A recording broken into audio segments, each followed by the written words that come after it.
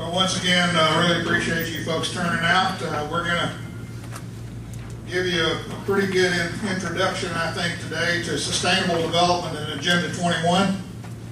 And first of all, we're going to start out by talking about the religious aspects of sustainable development. That'll probably end up scary to death, and then after that, we'll delve into a lot of the documentation. In fact, most of what we do is present the material from these people themselves. It's not what we say, it's what they say. And Don will do most of the presentation. When your eyes start glazing over a little bit, then I'll chip in and try to wake everybody up and get them back on point, and then we'll go to it from there. One other thing I forgot to mention, just turn your phone on silent. Yeah, if we see anybody nod off, Ken's going to stand up. And I don't know what action he may take from there, but that's entirely up to him. So, got a squeeze shot. Yeah, he may have, so just be aware. Do we need to turn the lights off, or is this visible enough for everybody? Can you turn the front ones off? Okay, if you can turn the front ones off now. I have audio and several video that has audio, so That's good. now I can't see. So, talk to me, Ken, look like light so I can see the people. You weren't, I know. It all started at 5,000 watts. I got a mini mag over there. Energy poverty. Well, while Don's getting things together here, we never know what we're going to run into. We travel everything we need to do a presentation, but sometimes till the last second we don't know what we need. So he's getting this together so he can actually see what he's doing. But anyway, the gentleman that was in the audience a little earlier, I talked to him, and he had a document that said that the city of Knoxville is indeed a member of ICLAI, and I think they paid $1,750 membership last year. So the gentleman sitting at this table didn't seem to know anything about it, which was amazing that both of them have been in this for years and years and years, and they have no idea who they work for. And of course, I don't think they do. They're supposed to be working for us, but they don't. But anyway, we're going to get going here. Are you ready, Don? I am now ready, I think. Okay, of course, recognizing and understanding the problem is 50% of the solution. It is a sad state of affairs that we don't understand the problem. We are not able to recognize it. So hopefully this will be just kind of an eye-opener. Certainly I know there are some people here that have been looking into sustainable development for some time, and they are more spooled up on it than most everybody.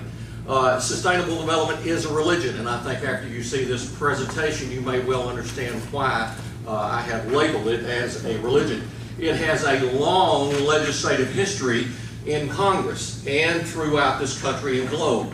Go back to NEPA, National Environmental Policy Act of 1969, 1970.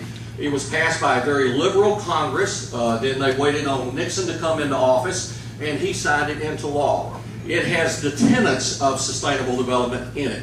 It's not very long. You need to read it and begin to understand and recognize what language brings up the tenets of this religion. It didn't get its name until 1987 when Grow Harlem Brookland was commissioned by the United Nations to write our global neighborhood.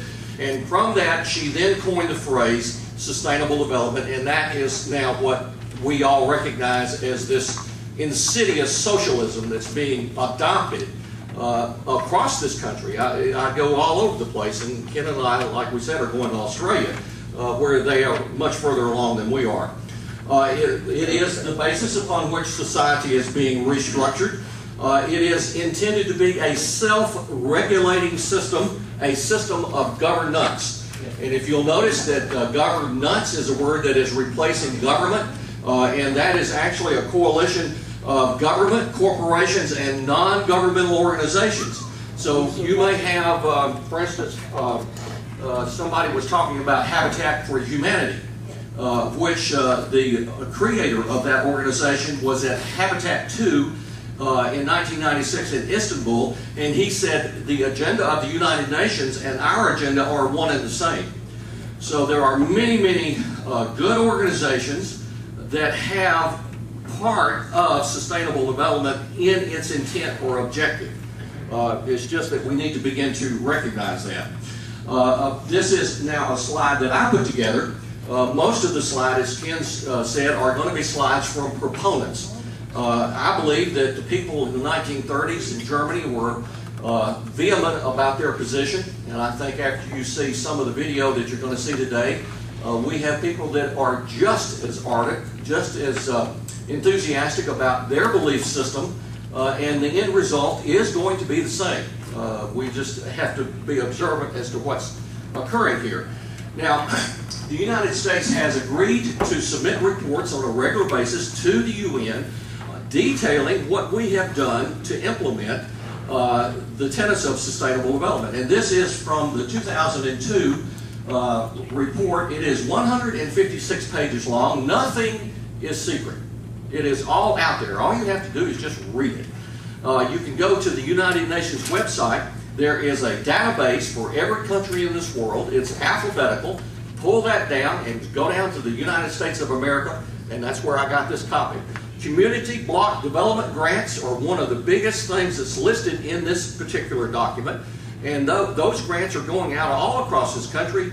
In Birmingham, in the Inslee area, we got a $51 million grant in order to tear down the 1950s low-income housing and put in nice, sustainable housing. You probably have Hope 6 projects going on here. There are many, many things that are listed in this report detailing what has been done and what is going on. This is the index page for the conference that was held in 2002. By the way, George Bush, now the 41st President of the United States, went and signed Agenda 21 in 1992. 2002 was the 10th anniversary. They were celebrating what had been done, looking forward to the coming future so that they could implement more of socialism. So now, when I punch the button in just a few minutes, it's going to be a total of 9 slides. And by the way, if it's too low in the volume, let me know. And there is a man that is in the opening ceremony, and he was talking to a very young group of people and telling them what is wrong with Mother Earth. He has a very heavy accent, so I printed the words on top of the screen so you could follow along what he had to say. And you're going to see photographs of what was occurring on stage in this particular conference back in 2002. And then at the end of 7 slides, you're going to see 2 slides where Colin Powell, who was at the time Secretary of State, say that you and I and President Bush have an enduring commitment to sustainable development. So theoretically, everything should work. Let me know if it's too low. Life began with the earth, then came the plants, the animals, and finally the human beings. Yes! We are all children of Mother Earth.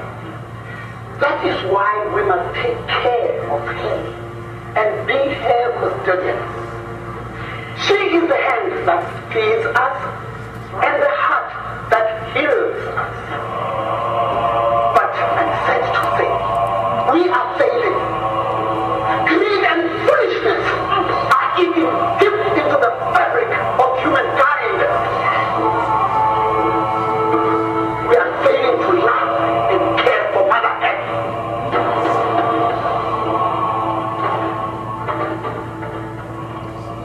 This summit has cemented a new vision of sustainable development. The Johannesburg Plan of Action consolidates our work plans into one common agenda that includes our best thinking on sustainable development. Ladies and gentlemen, President Bush and the American people have an enduring commitment to sustainable development. Okay, that was 2002. Let's count 10 years, and we just had another conference, another great celebration of this glorious socialism that's being introduced. Here now is an excerpt from our current, or Obama's current Secretary of State, Hillary Clinton. This speech was actually 13 minutes long. I took out about 2 to 3 minutes just to kind of give you an idea of flavor of what she had to say. So here we go. We have coalesced around an outcome document that marks a real advance for sustainable development. We know this is one of the most pressing matters of our time. because how we grow together over the long term isn't a question for only some countries. It is a question for all countries. A more prosperous future is within our reach. A future where all people benefit from sustainable development, no matter who they are or where they live. And that is why in the 21st century, the only viable development is sustainable development. We also have to be thinking different about development in our cities. Under the joint initiative on urban sustainability that President Rousseff and President Obama kicked off last year, we are bringing political officials from every level, from state, county, local, municipalities together, along with industry leaders and developers, to find creative ways to generate sustainable economic growth. Let's use the private sector, particularly the consumer goods companies, as they have agreed to do, to make sure they have sustainable supply chains, the right kind of packaging and marketing that puts the least amount of burden on the earth we share. Let's bring in the nonprofits, the civil society organizations, faith groups, individuals, all of us, committed to realizing the sustainable development goals that we have embraced. We know that we will be judged not by what we say, nor even by what we intend to do, but by whether we deliver results for people alive today and whether we keep faith with future generations. I'm very honored to be here with all of you, and I pledge my country's, the Obama administration's, and my own personal efforts to continue our work together. We simply cannot afford to fail. Thank you all very much. Well, that was the national and international level. Now you're going to see 5 minutes of testimony. Now this person that is giving this testimony is at the Urban Committee in the Senate. I think it was 2009. Her name is Mrs. Googe. She was at the time the Carroll County Commissioner. She was also the representative of the National Association of County Commissions. And she told, in this next 5 minutes, all of what is going on, or has gone on in the past 20 years with the implementation process. So let me spool it up. It takes about 24 seconds for it to do that. And you're going to see our Senator, Senator Shelby. He's been in there a long time. He's a supposed conservative, has not opened his mouth, knows very well that this is part and parcel of the United Nations agenda, and won't speak to the issue. He bears more responsibility than does Dodd, who is a proponent. So if you have an elected official in an office that won't recognize it, you need to vote him out. My privilege to represent NACO today. NACO is the only national organization representing America's 3,068 counties, supports the Liberals Community Act to provide incentive grants to local areas for regional planning around housing, transportation, environment, energy, land use, and health initiatives. Last year, NACO passed a resolution supporting your legislation. Rural, suburban, and urban counties have been pursuing local strategies to create livable communities and implement sustainable development for decades. NACO has worked to support our members in achieving sustainable development for more than 15 years through assistance on issues including smart growth and planning, sustainable economic development, and business retention. Priorities now include clean energy development and disaster recovery. In 2007, NACO began the Green Government Initiative, providing comprehensive resources for local governments on all things green. Planning for sustainable communities is by nature a regional effort, whether individually with neighboring jurisdictions or through regional councils. Counties have the primary role in planning and economic development decisions impacting and determining growth, development, and livability. Many rural and mid-sized counties would like to begin sustainable planning and development, but lack the resources to do so. The grants would be available to meet the needs of the counties to begin the process for sustainable development or for implementation, which is why this legislation is so very important. Carroll County, Maryland has a population of 175,000. We have created 3 LEED certified green buildings, which are oriented for site optimum lighting and solar control, extensive stormwater management, geothermal systems, and the use of high recycled content materials. To reduce our carbon footprint, we invested in the purchase of hybrid cars for our fleet, as well as hybrid vans for our transportation system within Carroll County. Carroll County also participates in the Energy Management Initiative provided through partnership with the Baltimore Metropolitan Council, or the BMC. We are an active participant on the Regional Sustainable Council of the BMC, promoting coordinated policies amongst regional districts and jurisdictions to adopt alternative energy and sustainable plans. To preserve our rural history, we implemented an installment purchase plan for farm preservation, and this allows us to purchase development rights by leveraging our money so more land can be purchased at today's prices. To date, we have placed over 60,000 acres into permanent preservation on our farms, and our goal is 100,000 acres, which is 1/3 of our county. NACO continues to believe sustainability is encouraged through a federal grant program, rewarding regions and communities undertaking sustainable programs. NACO believes all communities should be eligible for the program, and we support funds being set aside for a subcategory of all rural areas. Efforts at local and regional planning are hindered when federal funds are not granted directly to local governments. NACO appreciates the bill, allows counties to receive the fundings directly, and I think that's most important. And so today I do thank you for the opportunity to testify. We appreciate the opportunity, Chairman Dodd, and look forward to working with you. Well, thank you very much. Wow. I noticed there that they took 1/3 of the county, or that was their goal, basically off the tax rolls and out of production for anything but minimal farm usage. The people of her county, now this woman was the head of the National County Commissioners Association. She'd been at this for 20 years. The people of her county were so appreciative of what she had done that they threw her and the other county commissioners, I think only one of them survived, they threw them out of office. The people who replaced them are traveling the country now telling everybody about the evils of sustainable development and how to avoid this. So here we got this person who was very high up in the National County Commissioners Association. They still follow that path. They pass that information down to the state County Commissioners Association, and they pass it right down to the local level to your county commissioners. Now, I hadn't looked at your site in Tennessee, but in Alabama, they have a website and they have 11 different tax increases that they want to impose on Alabama citizens based on sustainable development. So you need to look at what your county commissioners are doing and what they're being advised to do by the state and by the local associations so that you know how to prepare and defend yourself.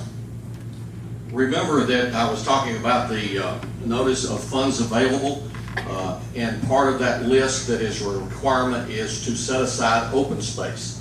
Your local commission here is going to set aside open space, the very same thing that she was talking about. That county was going into debt to buy the land and take it off the tax rolls. This is a killer for county governments. Just imagine what it's going to do if they take 1/3 of the county, how much tax revenue is lost and how much is going to have to be made up by the other property owners. Now, let me say about this, what you're about to see now. If you're squeamish, you need to get up and leave the room right now, because what I'm about to show, in one case, the lady says, oh, we can't show that. It is just too graphic. Well, I'm going to talk about how graphic it is afterwards and why we need to see this. This is for some of you that perhaps have seen this, I've shown it before. It is an ad trying to induce and cajole and encourage people to reduce their carbon footprint. Remember, Mrs. Googe was talking about that, and it's part of the requirement for the notice of funds available criteria. So it is English. It is a little bit hard to understand, but here we go, and let's see if we can get this spooled up. And there's no pressure here, by the way. Right, kids, just before you go, there's a brilliant idea in the air that I'd like to run by you. Now, it's called 10-10. The idea is everyone starts cutting their carbon emissions by 10%, thus keeping the planet safe for everyone, eventually. Now, this hasn't got to be a huge thing, but I would love it if you and your families would think about doing something. What sort of thing, miss? Well, like getting your dad to insulate the loft, or taking your next holiday by train instead of flying, or buying energy-saving light bulbs. We're thinking of using our car lift. I'll go and cycle to school. That's fantastic, Jemima. Now, no pressure at all, but it'd be great to get a sense of how many of you might do this. Just a rough percentage. But that's fantastic! And there's no Philip and Tracy. That's fine, that's absolutely fine. Your own choice. Okay, class, thank you so much for today, and I will see you all tomorrow. Oh, just before you go, I just need to press this little button here. Now, everybody, please remember to read chapters 5 and 6 on volcanoes and glaciation. Except Philip and Tracy, of course. Right, just want to check on that 10-10 thing. Had some brilliant ideas from lots of you how the firm can cut down emissions by 10%. Just quick show of hands, everyone who wants to get involved. Great, that's nearly everybody. And yeah, just for the record, no pressure. Those who aren't quite convinced about it yet. Cool, no problem, your choice. Okay, so those of you planning something here or at home should probably get working on it. Oh, gorgeous. Those of you who aren't,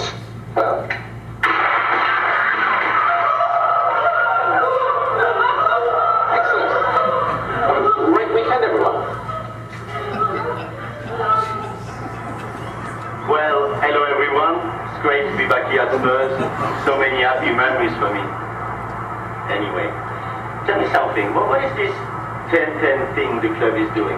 Well, it means that we're trying to cut our carbon emissions by 10% this year. And Tottenham Hotspur Football Club was the first to sign up. We've changed the floodlights on White Hart Lane, so no energy. Lots of our fans are coming to matches on buses, trains, bikes and stuff, rather than coming by car. I see. Whatever, I wouldn't do it. It seems like distraction from football to me. Let's just try, David. You don't have to join in, just ignore it. No pressure.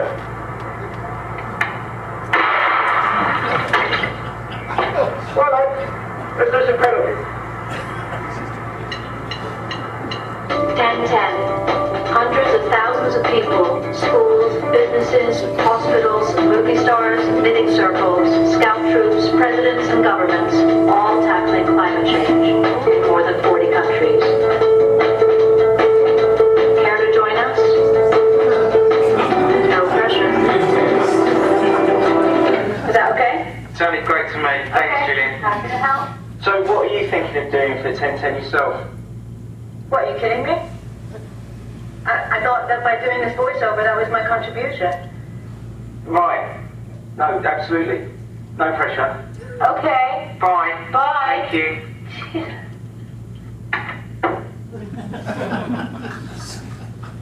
Okay, now I want you to notice there is an eyeball that floats down here and on there. And what does this have to do with Agenda 21? It's one of 3 treaties in Agenda 21. The Biodiversity Treaty is the other. This one is the Climate Change Treaty, as it used to be called. Now it's greenhouse gas emissions or whatever other label that they want to put on it. But it is one that is really going to bear down on us, as you will see as we move through this thing a little bit. Now I want to make the point that during World War II there was a decision made that the horrific images that they were able to produce in World War II were not to be shown to the general public back home, because we may lose our emphasis on supporting the men in the battlefield. Well, when our men, who by the way had seen all that war could offer, walked into the death camps, they said, we can't let this be swept under the rug. We have to show what has occurred here. And what occurred at those death camps was the result of a socialist agenda. And it was, the pictures were made after it had occurred. We now have the opportunity to see how the socialists now view us and what they think ought to happen to us if we don't cower and do what they think we should do with our carbon emissions. Now, how does that apply to you in this local area? Well, we were earlier talking about the Knoxville Citizens Guide to Sustainability. This is available on their website, and it talks about your carbon footprint. And it says that a carbon footprint is a measure of the impact our activities have on the environment. The measurement calculates the amount of greenhouse gas produced in our daily lives and throughout activities like burning fossil fuels for energy, material use, and then transportation, and of course water use. All of these things are part of asset management. That is part of the notice of information funds available. That is part of the criteria that the regulations have to be written for. It's part of reducing your carbon footprint. It's not just cranking your automobile, because everything you access from Mother Earth is a depletion of resources for future generations, and that, if you're taking notes, is intergenerational equity. We also have another point that is intra-generational equity, which is the distribution of resources across the current generation. Everything has to be exploited equally. It's not that we use resources that the Creator has given to us, it's that we are exploiting Mother Earth's resources, and it just has to be shared across the generation equally. Now, intergenerational looks ahead into the future and determines how much resources of Mother Earth is going to be required for those resources, and we have to restrict what we take from her in order to provide for future generations. There is another point in sustainable development, is species equity, because not only do we have to be kind and distribute everything equally among human beings, but among other species that just haven't quite evolved to the state that we have. Now, that sounds like a big thing that, oh, that's never going to occur. Unfortunately, we have been acclimated to this for a number of years. When the Endangered Species Act came out probably 30, 35 years ago, as a result of NEPA, government sat on the throne where God rightfully sits and says that frog has more rights than you do. So government actually took the sovereign act of God and said, you don't have any more rights than that frog. We are assigning rights to that frog, and you have to kowtow to us. We need to have sermons that preach this from the pulpit, and we need to begin to understand that this is a religion that's been codified into law already.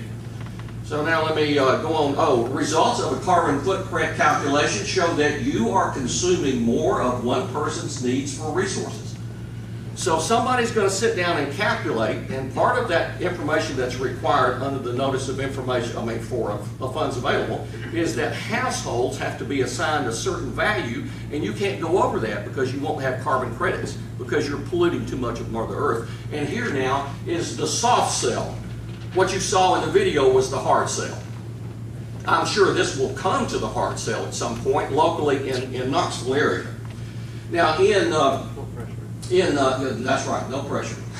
Back in 2009, these two gentlemen introduced into the state legislature of Tennessee this law, and it says that on paragraph F, install, construct, add to, improve, or reconstruct public infrastructure, including but not limited to water, solid waste, transportation, communication, energy use capture, transmittal, power systems, It goes on, and in the very last part of the sentence it says that this is, let's see, punch the right button, it might help, that will incorporate principles of urban sustainability and global sustainable development. So, now I was talking to somebody yesterday that said that this may not apply to the entire state of Tennessee, but even if that's true, this is a state law that would be applicable to some part of Tennessee. So if you were to introduce a law, as Alabama has done, and it should pass, this has to be dealt with. Now, I think that there are some people that have recognized that, but at any rate, you need to remove this from your state statute. And if these two gentlemen won't look at the evidence, they need to be voted out just like we need to vote out Senator Shelby in Alabama.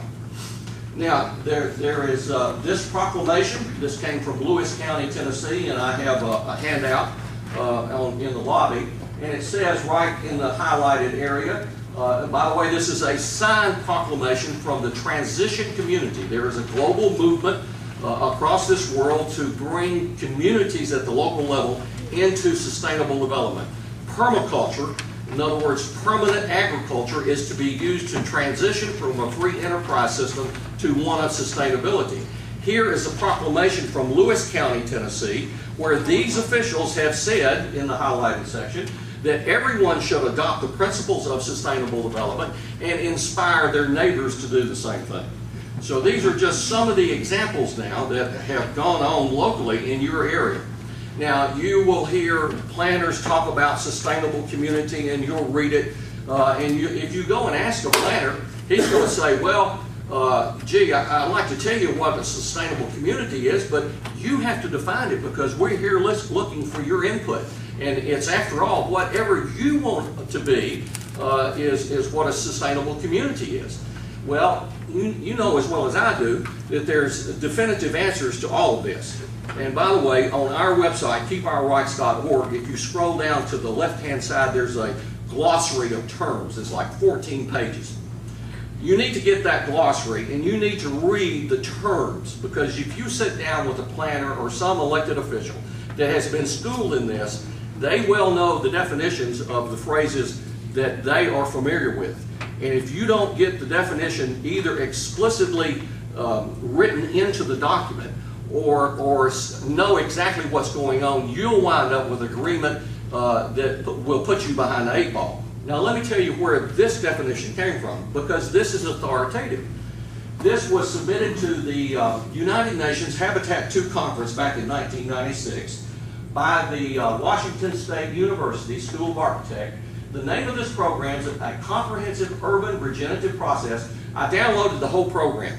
It's multi-page long, and here now is a definition of sustainable community. It is one which provides all of its own needs for air, water, land, fiber, food or fiber, energy resources within the confines of its own site. No bananas to eat. No bananas to eat, exactly. And we'll get into food shed in just a minute. So this is the objective. Is it going to happen? Well, if we do nothing, certainly we'll get much further down this road than you can imagine. And I was talking to someone earlier about the Hunger Games. Believe me, this will make you hungry in the end. So we also have an example. This is freedom of choice. Now, this is in a document published by the state of Minnesota. Here's a copy of it. You can get this online. I happened to get in early enough to get a hard copy of it. And the name of it is Under Construction Tools and Techniques for Local Planning. On page 76, it has the definition for freedom of choice. Now, if I were to say to you, you have freedom of choice, you would have some concept of what I was talking about. But if you talk to a planner, freedom of choice has an entirely different meaning. And it says that people should be able to choose where they live and do business as long as they pay the identifiable cost of those choices and do not impose unaccounted for cost on other people or nature, that's species equity, now or in the future. That's intergenerational equity. You're not paying those costs currently, and you have to be assessed those costs. That is what is going to have to be added to the tax structure as we move forward. Now, this is a slide that I use to define this thing in the subject matter, because sustainable development covers quite literally every aspect of our life. And in my opinion now, I think that the pulpit, the silent pulpit, needs to come alive and begin to speak to each one of these issues and how it relates to sustainable development and how ungodly and how socialistic this is if we are ever to make any headway. We need a third great awakening in this country. Now, I'm going to use this slide. Every time you see this slide, I'm changing subject and I'm picking up on some other aspect on this particular slide. And I want to talk about food policy. Food policy is something that is just now coming into vogue. And here now is from Clackamas County, Oregon, a Green Ribbon Committee, and we have an urban center and a metropolitan food shed, meaning that everything that is grown in that food shed is to be consumed in the urban center. Literally, that is the objective. Now, we'll get there by other means. For instance, we'll have locally grown food. We'll support our local farmers. Actually, it is a way of committing suicide slowly by the family farmer. And notice that we have food shed, woodshed, and they do need to be taken to the woodshed. I really believe that. Watershed and energy shed, because literally that definition that you just saw is a reflection of what is in this PowerPoint from Clackamas County, Oregon. Literally everything is to be produced within the confines of its own site. Here is the state law for the state of Georgia, HB 225. They just passed this this past year in Georgia. This is also one of the handouts. And it says that sustainable agriculture is now the law in the land of Georgia. Anything that is not grown or not in compliance with this particular code is null and void in the state of Georgia. In Birmingham, we have food partners that have created a food charter. And part of social justice, by the way, sustainable development has social justice aspects in it. It says that the access to nutritious, affordable, culturally appropriate, and safe food is a basic human right. Well, it's going to be a committee to determine what's appropriate and what's safe. I mean, I just heard the other day that some restaurant chain, I think it was in New York, already took up the salt shakers off the table. So, I mean, this is here, people. We need to begin to understand it. In Alabama, we've already had 3 food summits statewide that I know of. This was held at the United Methodist Church in Eastlake in the Birmingham area. And this was actually a front page article for a local newspaper. And let me punch the wrong button. Ken and I put together a brochure that talks about sustainable agriculture. And that's one of the handouts. And by the way, I can get you this, this document without our logo on it. On the back side, it has our logo.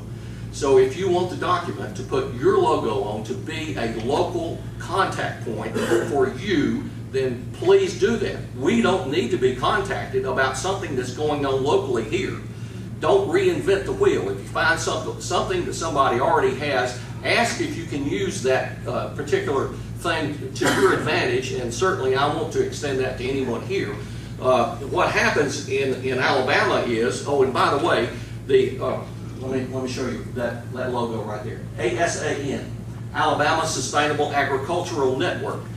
And their 990 forms are on the internet. The federal government is funding them. They are building a coalition with other left-wing groups. They are going to Montgomery and they are lobbying for certified organic food.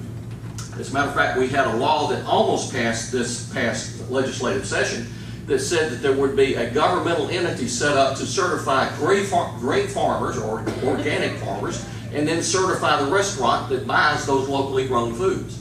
Well, that excludes the farmer that can't adhere to the BMPs, the best management practices, and will slowly squeeze out everybody except for ConAg and all the other big agricultural companies. I mean, this goes right down the line with doing away with the family farm. Yeah, go ahead. Yeah, the trap here, you hear a lot of, there's a lot of legislation trying to be passed to encourage local farmers. You know, the schools are going to buy food from local farmers, they're going to sell it, whatever, and it all sounds good and wonderful on the surface.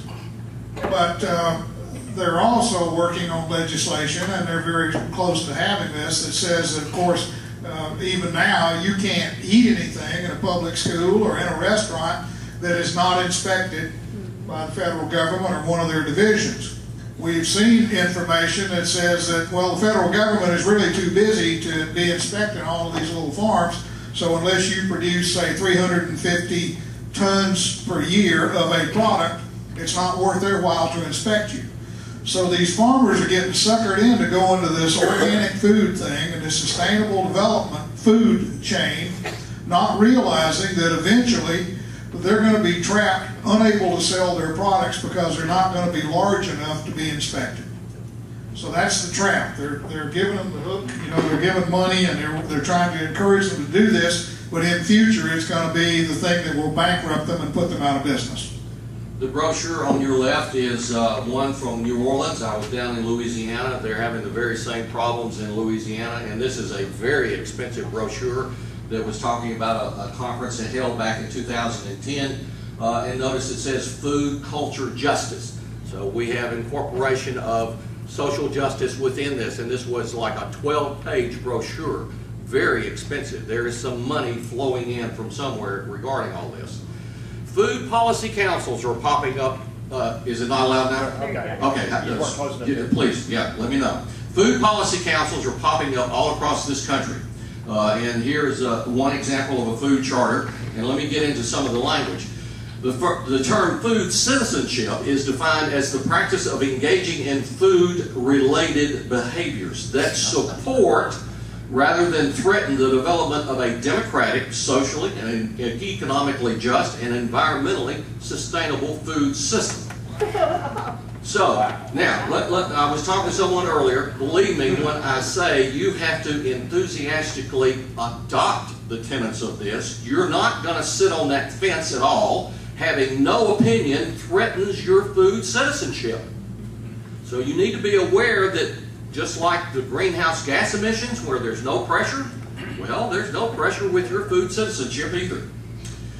Food democracy or food citizenship recognizes that consumers can identify the interest of who? Other workers, other consumers, future generations, intergenerational equity, and other species equity. You need to recognize the phrases that bring out the tenets of sustainable development. Now, why is this particular quote important? Because it was in the doctorate thesis for a student at Drexel University a number of years ago. That's how far this philosophy has already gotten into our educational system. So here was a person looking for a doctorate, and she puts this phrase in there, hoping to gain acceptance in the ivory tower of education. Locavore, consuming foods that are grown or harvested within 100 miles. And I have actually met a couple of people that claim to be locavores. I had never seen this phrase until I began to looking at food policy. And these are two magazines in business, and they have an article about locavore. And here is the 100-mile diet. And notice that this individual has used a mode of transportation that is kind to Mother Earth, and has not used 1 ounce of petrol, 1 ounce of gasoline, has pedaled out into the farmland. Well, what are the tires made of? That's made of petroleum. Well, let's don't get there yet. Okay. That comes later.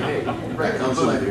Remember, his sin is less than yours because you would drive. He needs the red button up there. He needs No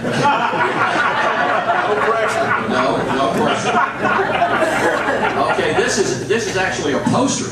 It's a TIFF file, huge file, and it's intended to be printed out. It would probably be much larger than this picture right here for the schools, intended to teach children. And it says food miles is simply the distance that food travels to the consumer, where it's ultimately consumed.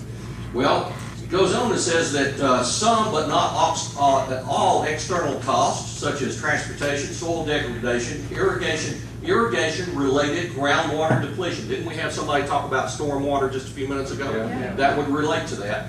Pesticide and fertilizer misuse. Fertilizer has been declared by the USDA to be a pollutant. So now imagine that a 9 or 10-year-old student is sitting there listening to the teacher go over all of the harmful things that happen to Mother Earth just because you're going to eat that carrot that was flown in on that airplane. So you can imagine how the indoctrination is taking hold, and these children won't hold the same tenets, the same principles that we do as adults. Let me go on now and pick up on another subject and talk about transportation and sustainable development. Go ahead, Ken. I see you pick the mic up. Before you get to that, I want you to think about the incompatibility of what we're seeing here and what planners tell us that they are doing. On one hand, they're telling us we have to reduce our carbon footprint We have to eat locally grown foods only within our area. And when they say locally grown in the food shed, they mean that inside a certain perimeter, whatever they decide to put out there, 25 miles, 30 miles, maybe 100 miles if it's a big city, you have to be able to produce all the food that you eat, all the fuel that you consume. You have to have enough trees to produce the oxygen that you breathe. You have to be able to catch water in your area, enough water so that you don't degrade Mother Earth to provide for yourself. Now, Al Gore has made statements several times that Mother Earth cannot support more than 1.5 billion people. Last time I looked, we got 7.3 billion people right now. Now, what are they going to do with that other 6 billion people?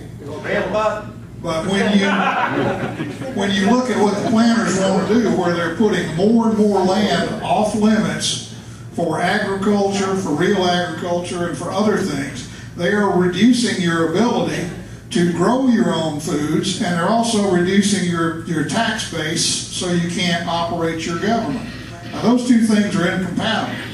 So at some point down the road, either by attrition or otherwise, they are firmly intent to reduce the population of Mother Earth. That's right. And you know, that's a harsh thing to say, that people are contemplating the death of those who disagree with them, but I mean, I hope you agree with me. George, No pressure. No pressure. All right, let me pick up on transportation. I always thought that transportation was merely a means of getting me from point A to point B. And it clearly says right up here at the top, by the way, that transportation is not an end of itself. It is merely a means which we support individual and collective goals and objectives. Well, is that not socialism? I mean, that's the very definition of what socialism is. So let me pick up on a report, and the name of this report is Transportation Funding for the State of South Carolina, 2003 through 2022. And in this particular report, it says that equity issues include income distribution, urban, rural, and regional geographic differences, and what's that next phrase? Intergenerational equity or concerns. So transportation is to have the tenets of sustainable development, social, economic, and environmental wrapped up in the regulations regarding transportation. Now, when Tuscaloosa got hit with the storms here just recently, a year ago, if you're as old as I am, that's recent, the federal government, FEMA, came in and gave them lots of money.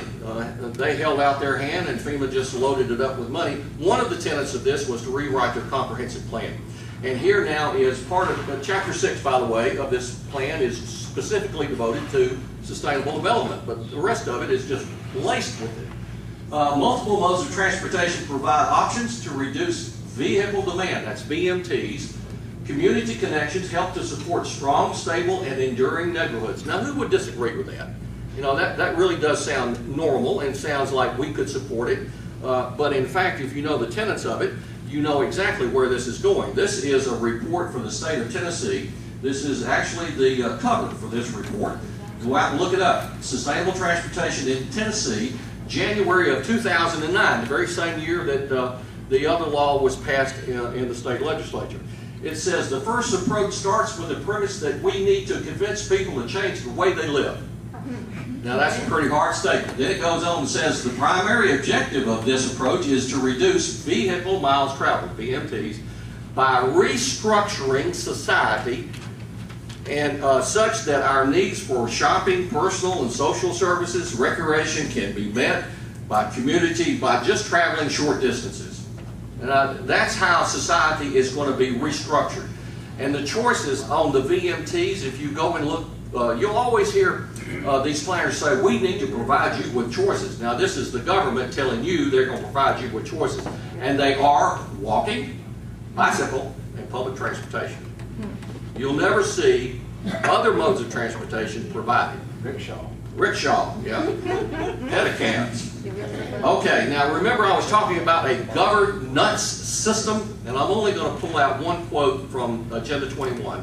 And this is chapter 40.4. It's a 3-sentence paragraph. I'm going to look at 2 particular sentences. And it says, commonly used indicators such as the gross national product, which measures individual resource flows or pollution flows, do not provide adequate indicators of sustainability. This was 1992. We don't have the ability to determine individual resource flows. So, indicators of sustainable development need to be developed to provide solid basis for decision making at all levels of government in order to produce a sustainable system. Now, let me go into what we're actually talking about. Here is the I-95 Coalition, and that's their emblem over there in blue. It covers every department of transportation from Florida all the way to Maine on the East Coast. It includes some authorities in Canada. There are actually 35 authorities or organizations that belong to this coalition. And they have this report. If you want to type it down, it's only 34 pages, or write it down, it's only 34 pages long. It is a multi-state VMT-based fee, institutional, and legal analysis. Along about the middle of this report, it gets into great detail about what this coalition wants to do. Essentially, they want to take the information from your own board computer, which also has a GPS tracking device in it, and when you pull up to the gas pump to purchase gasoline, it would examine where you've been and when you were there. May even monitor weather conditions, so that if you have driven through an area where there's a frog that's been declared a significant species, and you have endangered the environment for that frog, you're going to pay more for the gasoline. Now, let's say that you drive through a socially unjust area, and you could even go back and look at your lineage. If your mother was born with a silver spoon and you were born with a silver spoon, well, you may pay more just because of your ancestry in order to offset social unjust acts that have occurred against other population segments. That's just some of the reasoning that goes in behind this. Now, it gets into a discussion, says, well, we're not sure that local municipalities would buy into this.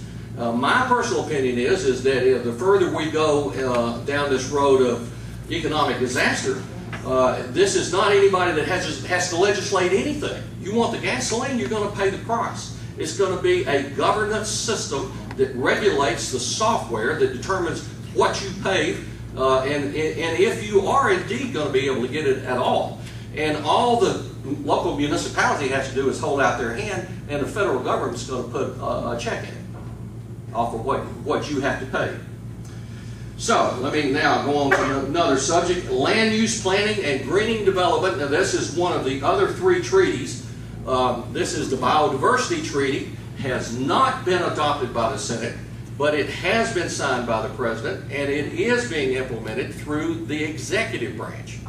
So now when they talk about open space, green space, this is exactly what they're talking about. And this is the Southeastern Ecological Framework, and this is this slide now is produced by EPA Region 4. This has been on the internet for a number of years, and it gets in and explains what this program is about. Now, I think a lot of y'all have already seen Dr. Kaufman's map. I used to use Dr. Kaufman's map, but it's his map. It's his opinion of what is occurring. This is not somebody's opinion like me. You know, I wear a tinfoil hat and I don't mind telling you. This is the federal government. All the green area is no human intrusion zone. There is a 10% buffer zone, and 40% of the remaining landmass is where we're going to be moved into. I do not think that it's going to be at the muzzle end of the gun, but it's going to be through septic tank regulations, high gasoline prices, any kind of tax or incentive to get you out of this area will be used, and it won't take long at $6, $7 a gallon gasoline to begin to make people think about moving. So now let me go on and go down to the next slide in this particular PowerPoint presentation. And we have one echo hub on one side, and we have an echo hub on the other side. Now the documentation, and there's lots of paperwork that goes along with this. There's one document that's over 300 pages long that describes all this stuff. They being federal government, wants a predator animal such as a bear or a wolf. And by the way, it's called pre-Columbian. In other words, all of the animals that were here before European man came are to be reintroduced.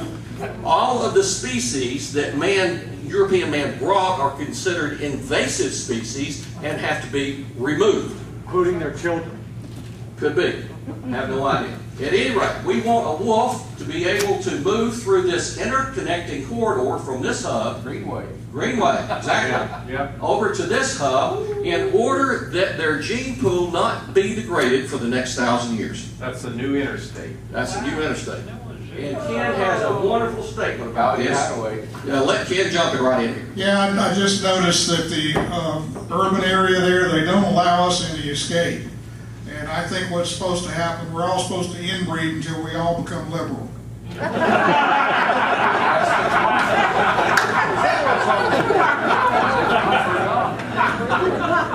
Could happen. Okay. Interconnecting corridor. Now this slide is not from EPA Region 4. This is a Federal Highway Administration.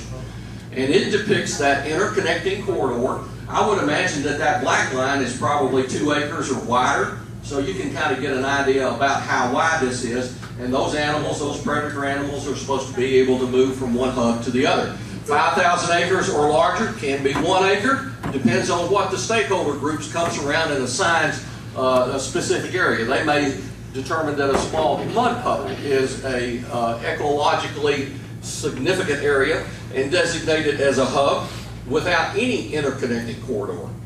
Well, and this serves a couple of purposes. Not only do they get this land, but they're also taking control of all of our sources of water. When you start looking at water pollution and surface runoff regulations, and when they back you up from the streams and back you up from the rivers, for a small stream it may just be 50 feet. For something larger, it can be a couple of 100 feet along the Tennessee River and the big waterways. They want to actually back you up 2.5 miles. So what they end up with is control of our water as well as control of an awful lot of our land. And when looking into the future, believe me, water is going to be more important than oil one of these days. Let me go through the language on this slide. Linear features linking core areas wind through human-dominated land like agriculture or development allow animal, seed, and pollen movement between core areas. I don't know how to make it any more plain. I'm telling you that this is what the federal government's doing, and I think in that language right there, sir.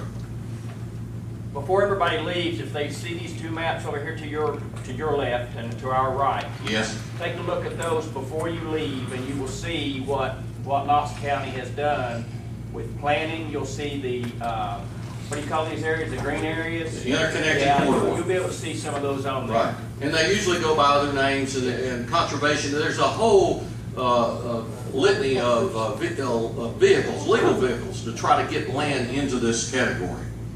Now, I don't have, the Southeastern Ecological Framework was on the internet. Unfortunately, the federal government, EPA, took it off of GeoCommons website. They have other data sets up there, but this particular data set they took off. If you know of some elected official that has the political muscle, he can likely get the entire set, and if he does, I would love to get my hands on these, because I used to just go out and get the map for the specific county I was going to, and I could zoom in at the local. I could even pull up the street level and see whether or not it was green or not. Now this is Greene County, Tennessee. This is as close as I could get to this locality. Now when I punch the button, the green area is going to come into view, and you're going to see how much land is set aside in this area of Tennessee, and you'll get some idea of what's going to be left in your area.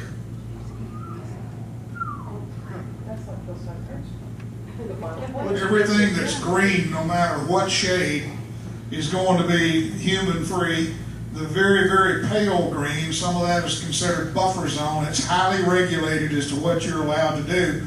But you have the human-free animal areas, which are huge, and then you have restricted areas to keep the human beings from polluting the animals. And there's not much left for the people. Let me say that this dark green is the hub area.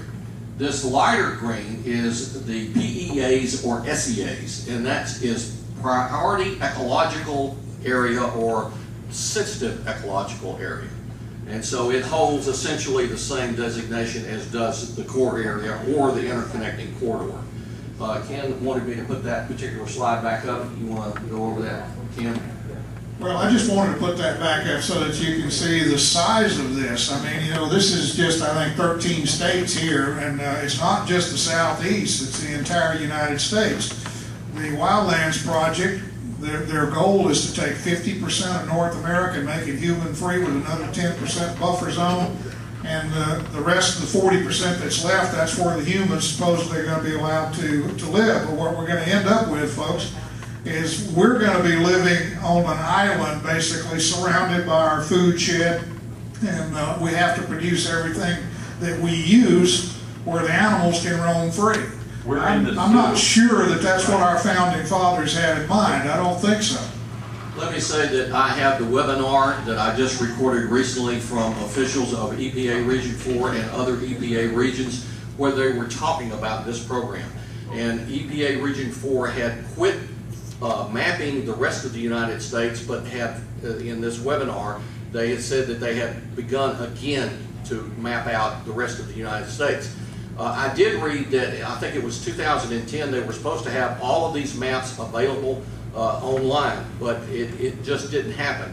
And in this webinar, I found out that indeed they are remapping or beginning the mapping process again. Now, if you go in and look for a Canadian ecological framework, you will find the very same maps. And we're going to Australia. Australia has the same maps that we do. I'm trying to get enough of those screenshots so I can do the same thing in Australia and make a comparison, because this is a global program that's going on. Now, one of the handouts, or not handouts, but DVDs that I have is this DVD. This is South Carolina, and it is very unfortunate that we are all here, white people. And I'll just be blunt with you. The blacks are being set on first. It's unfortunate that if you're, and it might really make a difference whether you're black. Typically, if you have a lesser education, less income, you're going to be less aware of what's going on. And those people are having their land taken currently through blight legislation and blight designation.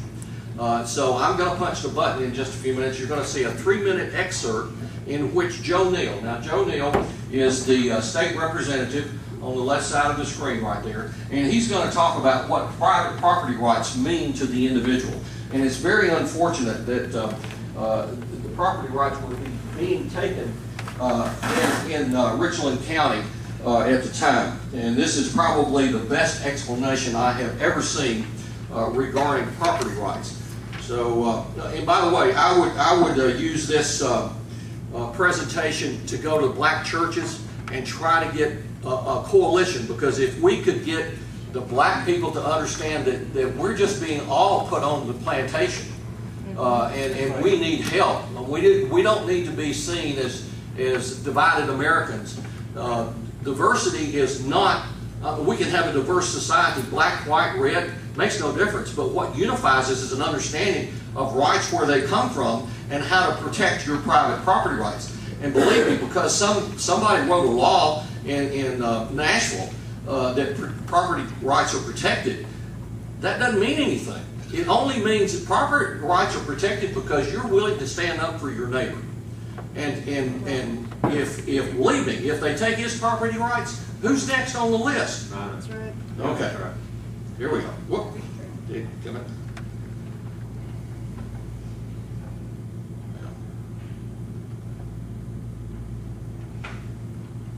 It played tough for a minute, yeah. Well, while he's getting that up, in case he doesn't, I'll tell you what, you folks probably remember the old days when they had cotton mills and they had the mill village around it, or the steel mills, and they had the village around it. The people that worked in the mills actually lived on the property, and they had to buy everything from the company store. Tennessee Ernie Ford sang a song about that. Alcoa, Tennessee? Well, Alcoa, I don't know that somebody mentioned their name, but basically that is what is happening in these small communities. They want to force people off of the land into the small communities, living right around the place where they work, and dealing with the stores that are also run by the community planners. So we're not going forward. We're going back in time, back to the time where people had to walk to work and basically. What we're facing is a plan. Or at the control of the company that's being itself. implemented by county council here, called Vision 2020. It is a flavor or a type of smart growth legislation. And what that simply means is that a vision has been developed by planners for this area. They want to dictate how growth will occur or not occur in this area. And by that result, who will profit or not profit by that plan. And what this plan does, very simply, is to lay out a vision of this area that includes the evolution or creation of villages. They want to force all growth in this area into villages, high density, high population villages. Around these villages will be drawn what are called urban boundary zones. These urban boundary zones will delineate the village from the surrounding countryside. And those two entities, the village and the countryside, will be treated differently by this legislation. Property that is not in the village will find that its value is lessened, reduced, or eliminated. Property within the village will find that that property will gain or rise in value because that's the only place where development will be allowed to occur. As an example, recently we had a resident here to put in an application to build a barber shop in his little community. He happened to own some property on the side of a highway in a rural area here. He was told that he could not. That instead, if he wanted a barber shop, he had to go into the little village nearby, a little community, it wasn't even a village, and purchase a site there or negotiate with someone where he has a site to allow him to put up a barber shop. Now, what that did was to render his property useless. The purpose in owning property is to find some way to make that property produce wealth, whether it's growing a crop or putting a small business on it. For rural people, particularly in this area, who have never had the opportunity to translate their holdings into wealth, to be told at this point that that can never happen, that they will be denied access to water and sewer, that the only place that water and sewer will be able to go will be in the villages that are designated by this plan. That's the problem. It creates a two-tiered system of people and societies here. Those who are in the village will be allowed to accumulate wealth, their property will rise in value. Those of us who are in the rural areas who are not in the village will find that the property values are dropping, that we're not allowed to do anything with the property practically that will produce any wealth. That robs these property owners of wealth. It's a takings, in my opinion, because of that. Well, the rest of the DVD is well worth the effort to watch. And I highly recommend that if you have a black friend, share this with them. We need to broaden our perspective here and bring this to a much broader public forum. Now, Joe mentioned urban growth boundary. And this is a page from this particular document. This is also produced by the state of Minnesota. It's online. You can go out and get a copy of it. From policy to reality, model ordinances for sustainable development. And if you look at your plan, you'll see urban growth boundary or maybe utility service areas, because urban growth boundary sounds restrictive. We don't want to sound restrictive. We want to provide you with certain services. And if you move inside this boundary, you'll have those services. But if you live outside, you won't. And here now is, I can't remember, page 2, growth management. A UGB, urban growth boundary, is an established line beyond which urban services such as public sewer, water, transportation improvements will not occur. Well, now you can imagine what's going to happen to the value of land on the outside of the UGB and what's going to happen to it on the inside. Well, here are some examples. Remember I was talking about Habitat 1, which was Vancouver, Canada, back in 1976. Some of the governors attended that conference. And this photograph is now from, I think, the Portland area, or at least Washington, one or the other. I can't remember exactly which one. This house sold for $154,000, probably built in the 50s. I would think a very comfortable house. And it was purchased and then, whoops, wrong button. It was then torn down, and in its place, actually there were 6 16-foot wide houses that were built on that same lot. Now, this is what happens when an urban growth boundary is put up, because you have upset the free enterprise system dealing with private property. So here now you've got to do something with the land in order to accommodate people that are moving in, and these houses now sell for $150,000. They're entry-level homes. Okay, now if you go back and look at your plan for the word infill, we want to, here is infill now. This was City of Auburn. Infill development is development or redevelopment in established areas of the city. You could use that phrase from anywhere. It really doesn't make any difference. This might be a vacant lot or a redeveloping area for more intensive use. Oh, and this brings to mind zoning overlays, because you think of zoning as being a protection for a specific area. But we have transferable development rights. And if you remember, Mrs. Googe talked about transferable development rights. And it is a denial of the development rights on the outside of the UGB. A banker or an entity is created so that they can go out and assess the development rights on the outside of the UGB and put those credits up on the market, and a person on the inside, a developer, could buy those credits and put a zoning overlay where they would have 4 apartments before. They could put a high-rise 10-story building. This also would apply for farming, because if you want to eat bacon, you will have a zoning overlay and a pigsty next door if you're going to have bacon the next day, because you're not going to have food coming from outside your food shed. Now let me get on to infill. What is infill? Now these 2 homes obviously are modest homes, probably no more than $50,000, $60,000. But there is a large lot in between, and that was found to be infill. And a permit was issued, and now we have proper infill in this city. Now, the planners, I was in the Nashville area, and I think the planners said, oh, we're not going to do that. We wouldn't do that. Well, here's a prime example of what has already occurred, because there's been the free enterprise system has been done away with. Now, this is... let's see, did I turn the thing off? We're getting close down to the end here, so if you're all getting tired,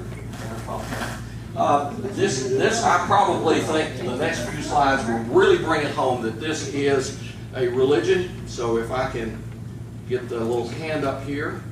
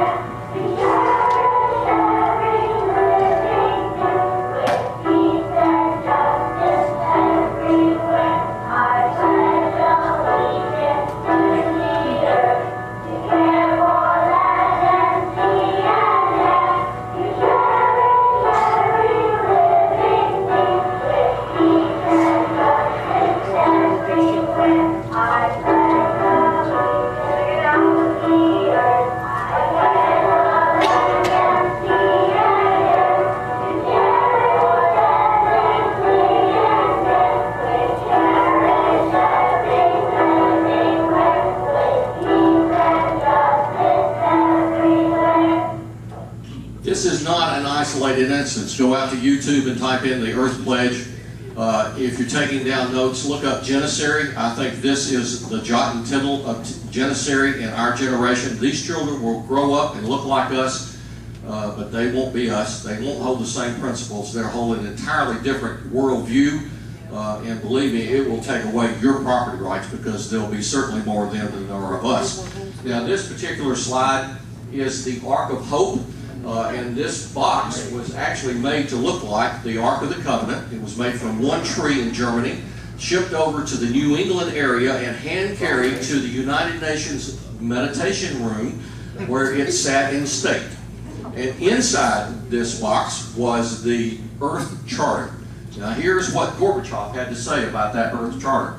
My hope is that this charter will be a kind of 10 Commandments, a Sermon on the Mount that provides a guide for human behavior toward the environment in the next century. So we've got our work cut out for us. Believe me, if we sit back and do nothing, this is going to happen. We have to take initiative here and do something about it. Now, I've talked a little bit about the National Environmental Policy Act. I'm getting close down to the end here. This graphics is one of the best graphics I've ever seen. I use this throughout in other presentations. It depicts the status quo April the 18th of 1775. April the 19th completely changed this graphics, both legally, judicially, and any other way, morally, that you can think of.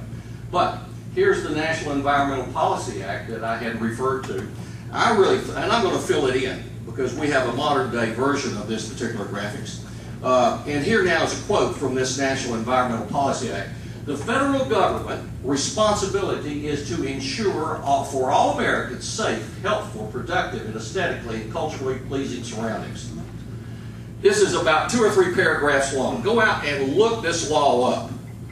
The laws that have come down from this are the Endangered Species Act, the Clean Water Act. Some of the acts that the other side talked about earlier stem from this policy statement.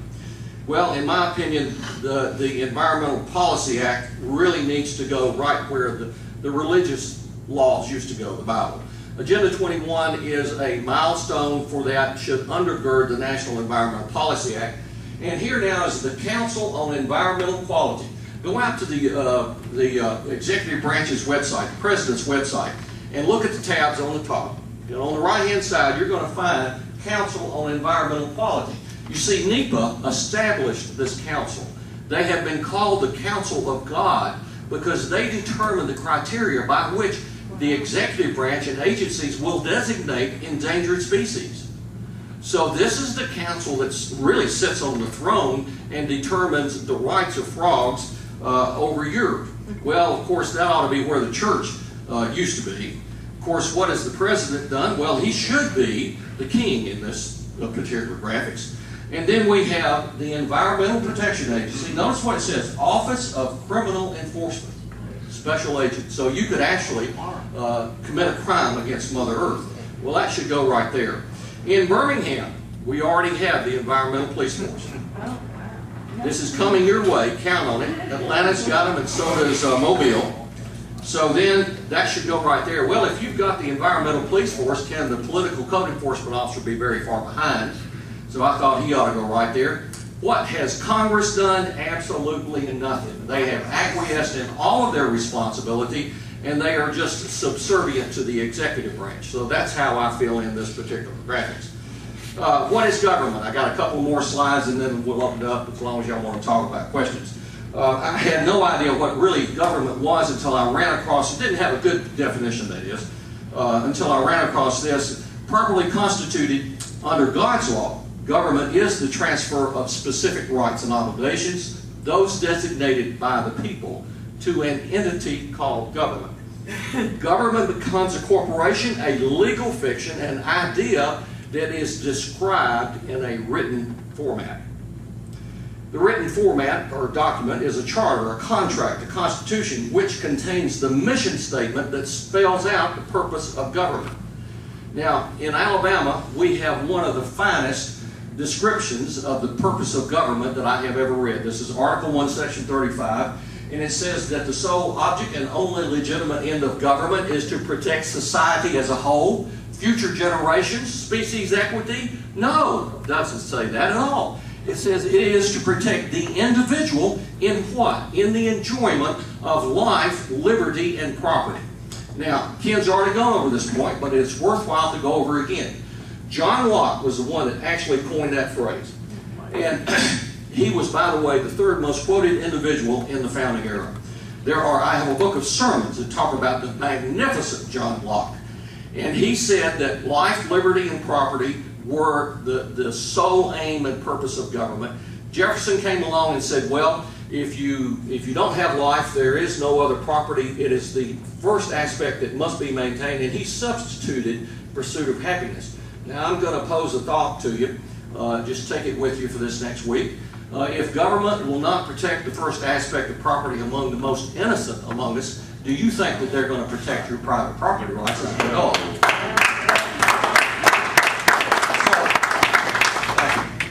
So now, what happens? What happens if they don't do this? Well, gosh, they assume other functions. It is usurpation and oppression. And I contend that's where we are. Yes, sir. So, we want to have the lights. Any questions? We need a moderator. Who wants to be a moderator among the... There you go. Well, I think it's fitting that Alabama, has this article that describes the real purpose of government, and our state motto is "We dare defend our rights." And I'm delighted that we're also the first state that passed an anti-Agenda 21 bill.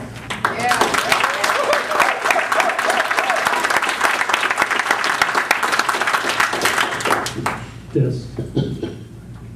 Could you step back a slide to your definition of government? Right there, properly constituted under God's law, government is transfer of specific rights. Not just rights, but authority. Yeah. And authority, I believe we're all created with equal authority. Mm-hmm. I don't have the authority to tell my neighbor what he can and cannot do with his land. Therefore, if I can't tell my neighbor what he can and cannot do with his land, or he can't tell me or somebody across town what they can and cannot do with their land, if we all get together, how is it possible that we can delegate more authority than we have individually? Oh, we can't delegate anything other than what God has granted to us. It's only those specific rights that have been delegated, and we don't give up those rights when we delegate that to God. So Yes, but if you allow government to assume authority and nobody fights against it, after a while people just come to believe that they have that power. So you have to rise up against it and pound them with the U.S. Constitution and the Tennessee Constitution and make them live under the law. Gentlemen, I'm going to give you my name. My last name is Dutch. It's Breland. My first name is Pandora. My husband's family lived in Morris County, New Jersey since the 1600s, Dutch farmers. The family still lives up there.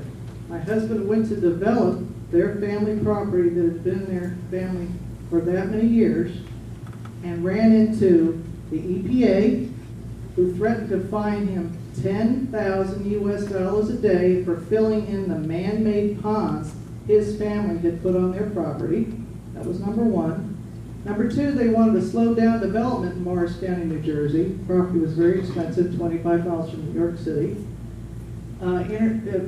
Interstate Route 287 came and took 5 acres of property, separated 1 acre from the main farmland, paid him $15,000 an acre for property worth $200,000 an acre if we had developed it, number one.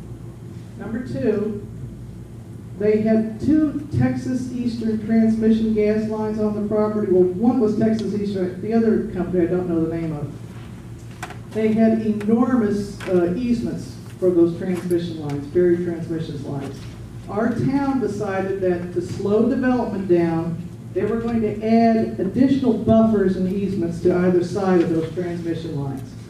That was going to condemn from development 4 more lots out of my husband's family's property. We fought them on that because actually one of the gentlemen was on Texas Eastern group that actually condemned property for that. He said, we take way more than we need. You're just going after this to stop development. Okay, so we pushed them back on that. Then they decided that they needed so much property that you couldn't have impervious areas, you couldn't put asphalt down on so much of it because we needed rainwater, we were on an aquifer. They changed the zoning from one house that could be built on 1/3 acre to now only one house on 1 acre. They upzoned it. So that took 2/3 of the value out of the development out right there. I'm here to tell you, they know every trick in the book. They go from town to town. They have meetings that the people who are the land use and planning people all read out the same playbook about how to stop you from developing your property. And this thing kept going on and on and on. Finally, they said, we had to do the upzoning because your property's on aquifer. But when they wanted to put in the high-density housing on the same aquifer less than half a mile away, they were going to completely change the zoning to allow more impervious surfaces and high-density housing. I shut them down on that. This is such a true, I'm covered in perspiration listening to what you're saying, knowing what my husband's family had to go through to keep their property. So I thank you very much for what you're doing, and I want you to know that the fight is started and we need to continue it. There is a presentation that we have that gets into what you can do personally on an individual basis, but it's a whole nother presentation. So I don't really want to get into it, but if you want to, you know, try to have it, and I've given out some DVDs to some of the people. Hopefully that'll give them enough information to get spooled up on what they can do.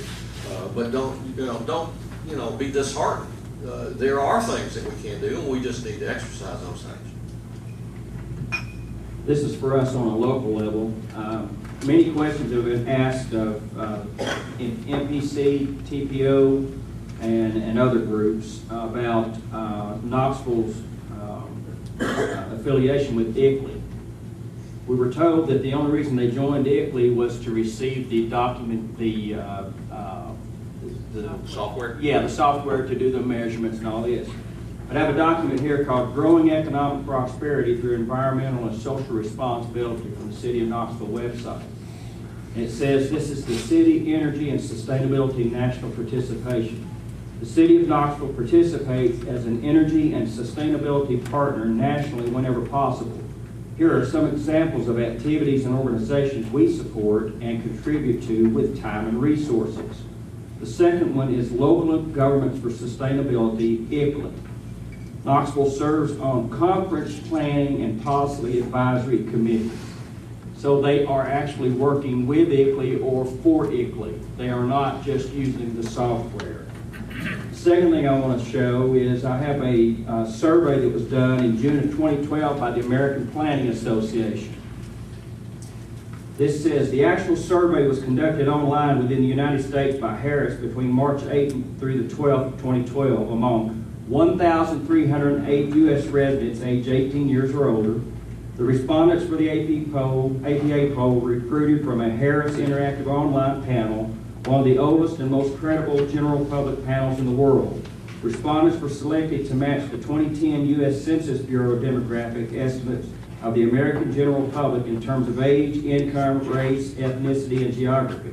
In addition, low-income African American and Hispanic demographic segments were oversampled to ensure sufficient inclusion in the survey's overall raw and weighted results. So what we have is a survey of 1,308 people to represent 311 million people in America. And I'll go to the last question, which was finding 8. Do you support or oppose United Nations Agenda 21? Says 6% oppose, 9% support, and 85% don't know enough about United Nations Agenda 21 to answer. Right. Wow. I'm not surprised. Let me say that I haven't had a question about the no trespass sign. That's one of the things that you can do as a private property owner. You don't own real estate, you don't own personal property, you own private property. If you post this, now you'll have to do it according to Hoyle in Tennessee. I think there's, Karen Brackett told me that you have to put up 4 signs, I think on the 4 corners. You'll have to look that code up. On the back side of the handout that we have here, there is a reason why you want to have this put on public record. Because in Florida, the signs have been torn down by the code enforcement officer, and it becomes your word against his that was ever there. So if you post the sign, hold up a newspaper, take a photograph of you and the newspaper and that sign, that is evidence of when that sign was put there. You notarize that, you send it to any elected official who may have charged to send a code enforcement officer or anybody else to your property, and notice him that he doesn't have the authority without written permission from you to enter. Now, I'm sure that they're going to contend that they have complete authority to do this. We have at least 4 Supreme Court rulings that they don't have the authority to do this. They have to have a warrant.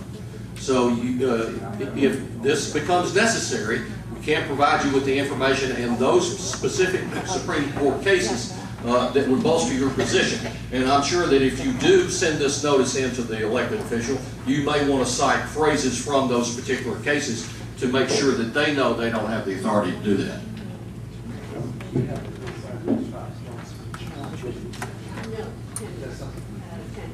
Okay, earlier you showed the slide on Greene County. You pressed the button and it turned green and everybody gasped. Monday night, we have our own Greene County being voted on in the zoning of our Knox County Commission. It dwarfs that. We have a chart here, someone has it, and I think Ken has it, we can show it to you. This vote Monday is crucial. Now, I asked Mark Donaldson a question, and he danced a lot and pervaded it. But two things are happening. The first thing that's happening is zoning. Our commissioners do have a vote on zoning. You need, and this is Commissioner Briggs, you don't need to wear him out, he's with us. Commissioner Smith is with us, Commissioner Anders is with us. I would really focus mostly on Commissioner Brown, Mike Brown of South Knoxville, Ed Schaus, who's at large, and Chairman Mike Hammond, who is at large. The bottom line is, if they vote the zoning down, then I think he's in a rock and a hard place. I don't think that the minimum subdivision regulations will work if the zoning is defeated. They need to vote them both down, but the minimum subdivision regulations is only a symbolic vote. It's non-binding. The bottom line is, we have the Briggs Amendment, and it was to protect due process by making the Hillside and Ridgetop Plan advisory. They are using a technicality to bring this back in, even though they were told it was advisory. It was voted down twice. So I guess we've told them 2.5 times no. We said you can have it if it's non-binding. They're bringing it in to make it binding Monday night. It would be good if you could be there. If you're going to speak from the podium, let me give you some messaging advice. Keep it to due process and the importance of the tax base. I would not suggest you go any farther than that, or you will turn a few of them off. We need every vote, as this is very, very close. Appreciate anything you can do in terms of calling them. It's at 6 o'clock. It is in the main assembly room of the City County building. And you can park on the street. Really quite easy to park on the street at 6 o'clock. Not bad. There's several parking garages. After 5 o'clock, the City County parking garage is open. Oh, it is? It is? Oh, okay, thank you. All right, so, hey, that doesn't get any easier than that. Encourage your friends and neighbors to be there in person. And I would just tell you, less is more if you choose to go to the podium. You should be able to say it in a minute or two. My own personal advice, we all know that Hillside Ridgetop has its genesis in Agenda 21. I would recommend that you go there. I'd say go for the win. I mean, we all know, we know. I don't think that you need to take the chance. This is going to be a razor-close vote, and we really need to send a message to them. And we have our state legislature, which will take care of the problems at the state level on this 13-3-403, which is giving them all the power on the subdivision regulations. So thank you very much.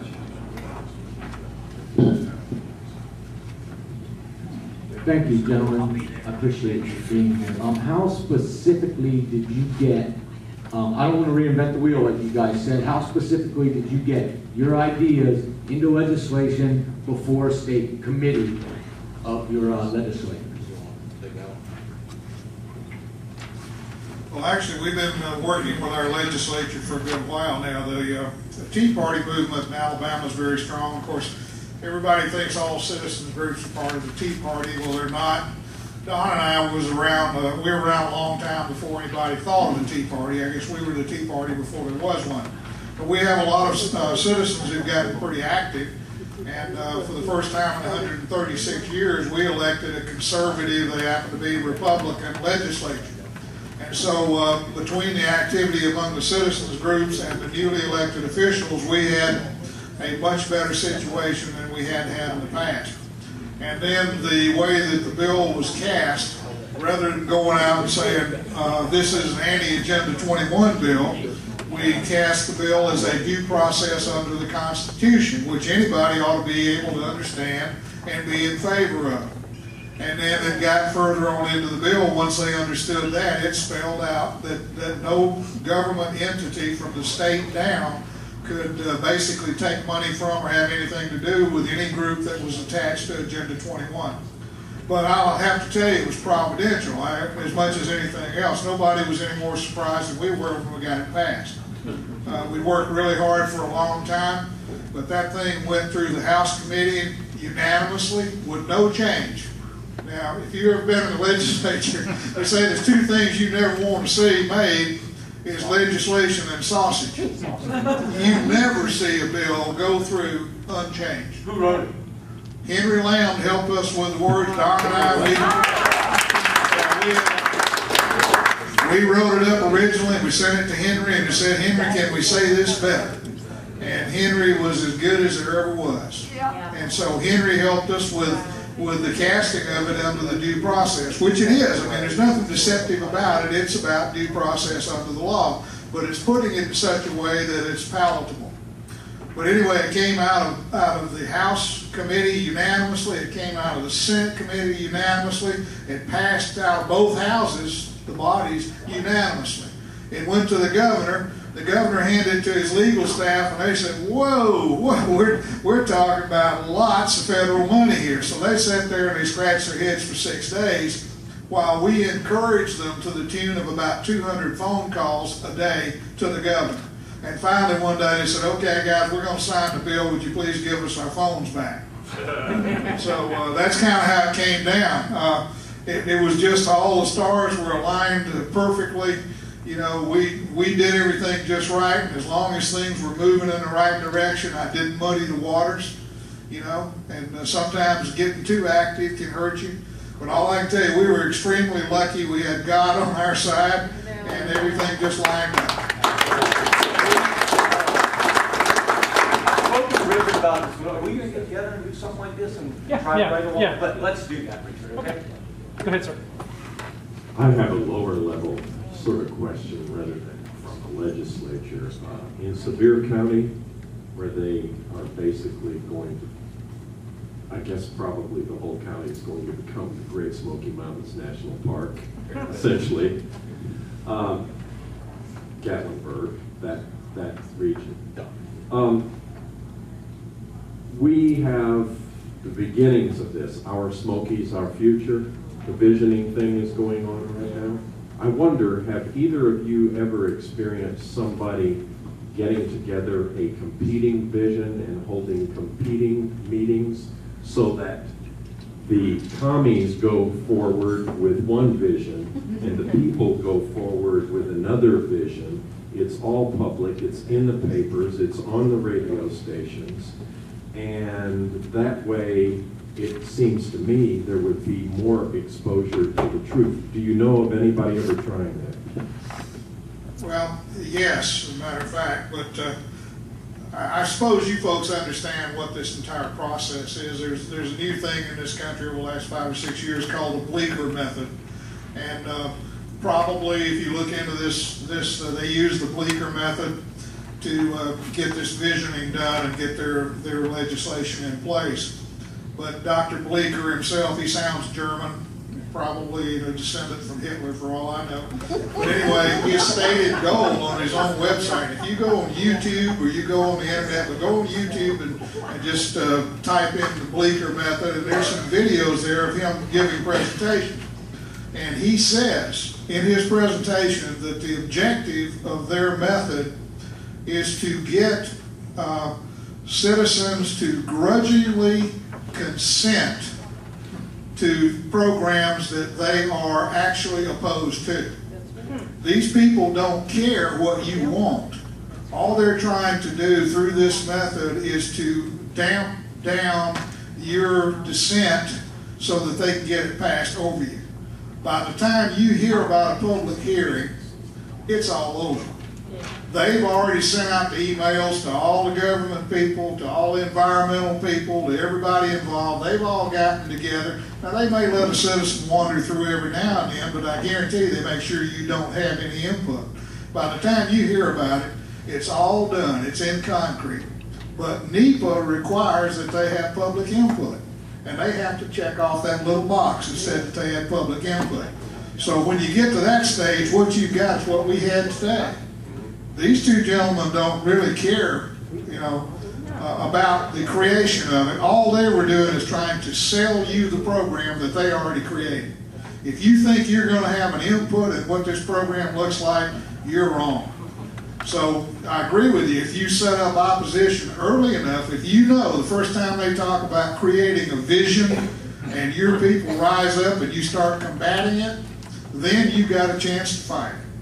But if you try to work within their system, you don't have a chance. I mean, that facilitator, and they always have what I call a stumble bump. Some nice guy, oh, I'm just a nice fella, you don't have to worry about me. Well, he's running the room, but the person who's running the meeting is the dragon lady. Seems like it's always some woman 28 to 35 years old. She's sitting over in a corner, and she's the one taking the notes about what was said. And then you get in your little groups and you write down your suggestions on a card. You don't get to tell everybody about your suggestion. You just get to hand it in, and they get to tabulate it. And of course, the dragon lady's recording what she wants to hear. I went to a meeting over at Gunnersville, Alabama, and I just decided to just mess with them. So I got up and I started talking. And all of a sudden, you ask a very complicated question that Stumblebum doesn't know the answer to, and then you watch his eyes, and he'll look. And whoever he looks at, that's who's running the meeting. I figured out who Dragon Lady was, and I got up and I started talking, and all of a sudden I just looked at her, and I said, "Why did you stop writing?" And she looked startled, first of all, that I was addressing her, that I knew who she was. And she said, "What do you mean?" And I said, "Well, I noticed that when you hear what you want to hear, the pen moves. But when you hear what you don't want to hear, the pen stopped." And I just wondered, did I offend you somehow? Why did you stop writing? And then you got them going. Don, you want to say? Yeah, let me kick in on the facilitated meeting and then get back to the question that you asked. In the past, as a matter of fact, Ken makes the point sometimes that I know their language, so I'll go in and befriend these people in a public meeting, and somebody else will sit at some other point in the room.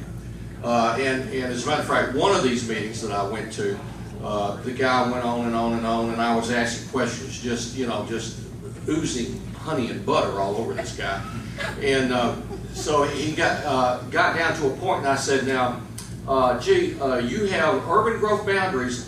Is it true that where those have been put in place, the property value on the outside goes through the floor because you can't sell it on the inside? It goes through the roof because there's a shortage of property." And he said, "Well, that doesn't happen right away." and just like y'all did, I mean, the whole room just broke out in laughter. Well, now, you got to understand, protect the guy that's doing that, because there was a guy that knew me. I worked with him for a number of years in the steel mill, and I hadn't seen him in I don't know how many years, and he told me later on, he says, "I almost got up and punched you in the nose." So be aware. And by the way, this particular facilitator still thought that I was his friend, and after the meeting, he came over and shook my hand, made a beeline to me. So the point here is that disrupting the meeting really, in my viewpoint, amounts to much of nothing, because these are paid to be there. It's going to happen. Your only advantage in going is to try to get people that may be on the fence to look at this as a property rights issue. And then if you can identify those people, they may become ardent supporters, because after all, they're activists in their own right. You just need to get them to understand what they really need to become an activist for. Now, there was another instance where several of us went to a meeting dealing with, well, it was a rewrite of the Alabama Constitution. It was in a church, and they had a large church. It had a foyer in the front. My wife went out. Ken and I produced some brochures, we call them the red and blue, and we put those out. And typically, the politician or whoever it will is making the presentation will take questions, and if he doesn't like the question, he'll talk for a very long time. By the time you get lost in the answer, he's off to another question. So at this particular meeting, there were several of us that sat in different parts of the area of the church. And so one of us would stand up and say, well, I don't think you quite answered that question. Could we go back to that question and let's hear a better explanation of it? So we were able to do that to this particular individual. And then, of course, anybody that gets these brochures, no matter where they go, they stick the brochure in their lapel pocket or they put it in the purse. And in this particular instance, the guy had folded his up, and he pulled out the brochure and he says, I think that question that guy asked over there is number 2 on this brochure that I had folded in my lapel pocket. Well, you know what everybody else is doing? They're getting the brochure out because they're wanting to look and see what number it was. And they want to follow along. And so we were able to bring him back to the issue and get him to start answering those questions. And to me, that's a much more productive thing than going and openly disrupting the meeting. And I understand that people want to do that, and I appreciate that, but I just think it's not very productive. Certainly doesn't put a good face on our position. Well, I totally agree. You get a lot more out of it if you don't attack them. In fact, you never want to be seen as the attacker or the adversary. And I have to tell you, the meeting that I did that deal with the Dragon Lady, I'd already surveyed the room, and there was nobody in there that I had any chance of swaying to my side. There were government people, and I had nothing to lose, and I was tired, so I played.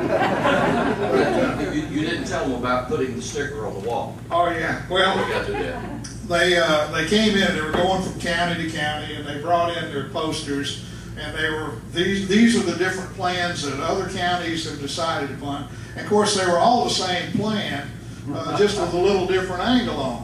And then they passed out stickers, and you're supposed to take these 10 stickers and you're proportion them according to which one of those plans you like best, see? So you went around, if you like this one best, you'd give it 3 stickers. If you like that one, you'd give it 2 or whatever. So I walk over and I just start sticking them on the wall. And the facilitator runs over and says, oh, no, he thought he had a real dumb buddy here. So, you're supposed to put them on the posters. And I said, well, I don't like any of those posters. I prefer this blank wall to anything that you presented. This is the same bunch. I'm still messing with it. And I said, I just guess I'm dumb. I don't understand. Now, you had the same length meeting in other counties that you have with us. Now, all we've had time to do is to go over this stuff that other people you say has presented. We hadn't had a chance to really discuss it, to come up with anything. And yet we're supposed to believe that these people are so brilliant that in the same time period they came up with these marvelous plans. So could it possibly be that you came up with the plans and did the same thing with them that you did with us, and all they had time to do was stick stickers on it, or maybe, if they're really dumb, stick stickers on the wall. So I was just having a grand time.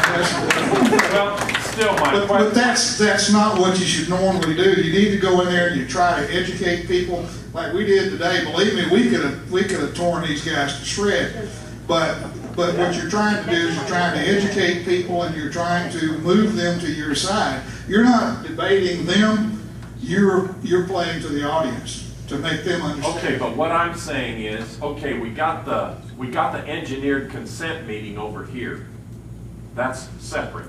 I'm talking about, let's have another one that has nothing to do with them, and let's get real citizen input on what we want for our future. That's where I am. Let me get to my answer for that question. We are a republic, not a democracy, and I don't care how many surveys they come up with, what they do, and how many. If they have the entire county to come out for a visioning session, it makes no difference. The purpose of government is right there to protect the citizen in the enjoyment of life, liberty, and property. And if they sit in a meeting and come up with the consensus to take my private property rights, I'm sorry, that won't wash. What I really think ought to happen is that we begin to do letters notarized to these people that are in office, asking them by what authority they are using our taxpayer money to hold surveys when in fact their charter says that they're to protect our rights and not violate those rights. And then if you go and get their charter of the city and get their oath of office and other documents, and then start looking at the ordinances they're writing up and do a comparison of what they have agreed to in their oath in comparison to what ordinances they've done, and then asking by what authority you're doing this. Then if we have sufficient numbers of people that start doing this, then we can maybe have some effect on these people. So you have to wait until it gets to the county officials or the city officials or whatever, right? What difference? I mean, they're using our resources to hold these meetings. That's the very first thing. By what right are you doing this? Then you're going to formulate ordinances based off of a policy like NEPA. And by the way, if there is something in law, and maybe some people here know more than I do, that says that if the dog's lying, don't upset him. So if NEPA has been on the books and there has not been a contested situation on NEPA, it's that dog lying. Adverse possession of property is very similar. If nobody objects to the adverse possession of property rights, then after 20 years in Alabama, it can't be contested. So if you allow these comprehensive plans, which clearly violate our unalienable rights, to go uncontested on the books and then implement ordinances dealing with this to further put teeth in that, then we're letting that dog lie. We don't need to do that. We don't need to go to a public meeting. We need to have a written documentation of what they've done and start to use that against them. All right, good. Well, you have to realize too that this is a 50-year plan. Agenda 21 Sustainable Development. These guys, they knew 25 years ago what they needed today. And passed, like in Alabama, it's what I call landmine legislation. You see a piece of legislation come down the pike, and you look at that thing, and it just doesn't make any sense at all. And you go talk to a representative who sponsored it and said, why did you put this out there? I mean, it says that we're not going to allow people to plant trees in the median in a city. And he said, well, I don't know. You know, 2 or 3 times I asked him, and finally he said, well, the feds want it. And in order to get grant money, you had to give the feds what they wanted. But what happens is, these people know what the long-range goal is. They've worked hard for a long time to get the legislation that they needed in place, and it sits there. They don't enforce it initially. They let it sit there and wait for its time. And then when its time comes, they start enforcing it. When the people rise up and start raising Cain, they say, well, what are you fussing about? It's been on the books for 15 years. See? So you got to have somebody look through the laws, look through the legislation, and first find out what's already there. And then find out what they're trying to move to implement, and then start working against it. But most of the public officials, these guys, you know, they don't run for office because they're bad guys. They really intend to do the right thing, most of them, and they just don't know. They don't know. 85% of this country doesn't know what Agenda 21 is. And I say there's probably 85% of the politicians don't know what it is either. So you got to educate them. That's the most important thing you can do, is educate everybody, but also your politicians. And we've had people that, you know, swore that there was no such thing as Agenda 21, and then one day they open their eyes and they come up and they say, Ken, you know, that crazy stuff you've been telling us about all these years, it's really happening, isn't it? Yeah. And yeah, it is. And then all of a sudden they're on our side. They're helping us. Believe me, we couldn't have got our law passed without a lot of help. So it takes time. And you can't get disappointed and back off. You just have to keep plugging away. And you know, kind of, we got the reputation of being bulldog people down there. You know, we just keep on chewing until we got it done. 2 things. Many times we heard that said. The APA, this is Planning for Smart Growth 2000, and this was a 2002 document. It says, following passage of its landmark 1998 growth policy law, Tennessee has spent the last 2 years focusing on implementation of the new law, which significantly updates the state's comprehensive planning statutes. The law, which was enacted with the help of the Tennessee chapter of the American Planning Association, incorporated language from APA's Growing Smart legislative guidebooks.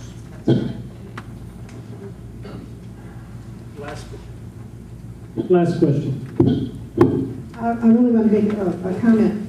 As this gentleman stated, one of the forums was by elected officials being there, or people that work for the county, and yet they use those figures in their status, you know, as far as who wants what in the region. During the break, I spoke to Mary Cook with Smoky Mountain Tea Party, and we were talking about one of the forums that was held.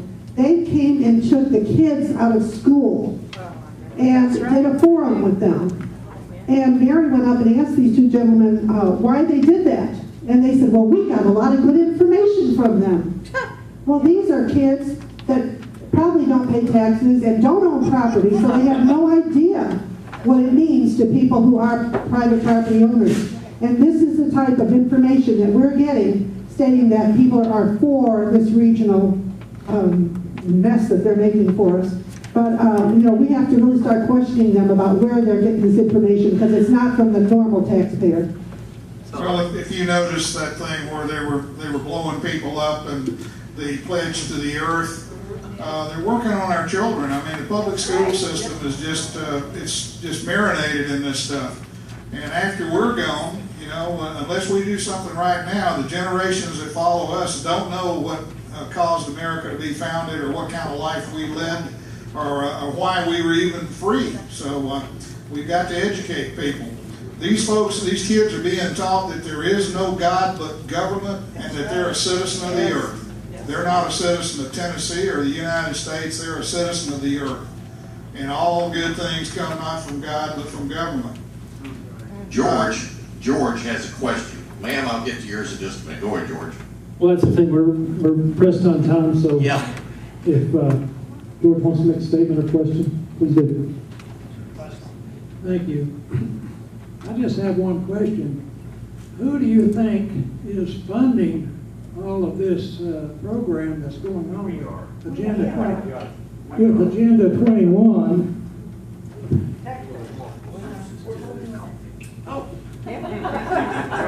Just a question, wait till I get through, okay? Who do you think is funding all of this Agenda 21, since the United States corporation is in bankruptcy and we're using fiat money from a Federal Reserve system, and there is no value to that? I have several court cases to prove that. So they have put up all of our land as collateral for that, which we have no control over. And it was all reported before Congress. And all they're offering us is contracts. How many of us are going to stand up and say no more contracts?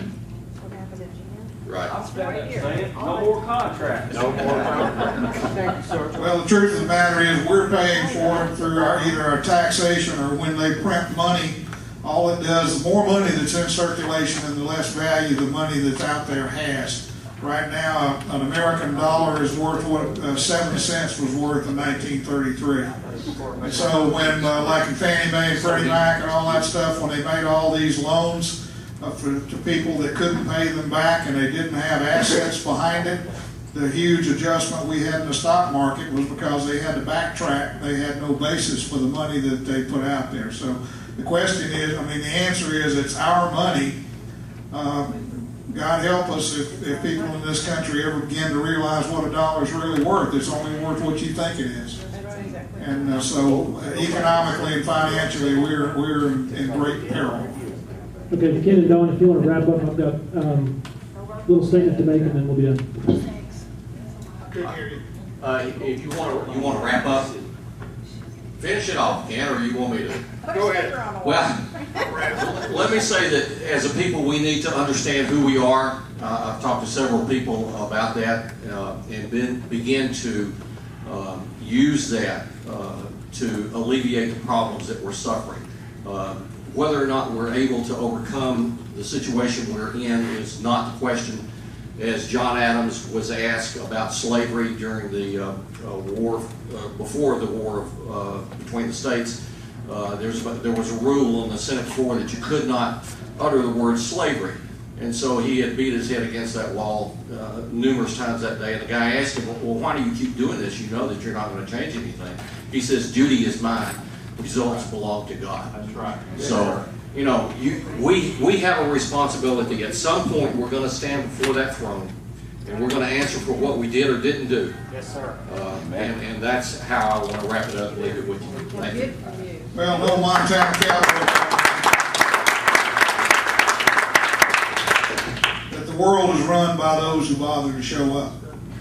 The fact that you guys bothered to show up and have been very enthusiastic, and very few of you have left, and I know some people had to go, gives me great hope that we're going to get things turned around here. I mean, believe me, we've seen things, situations that looked almost impossible, and seen them completely reversed when people really understood what was going on and they stood up for their rights.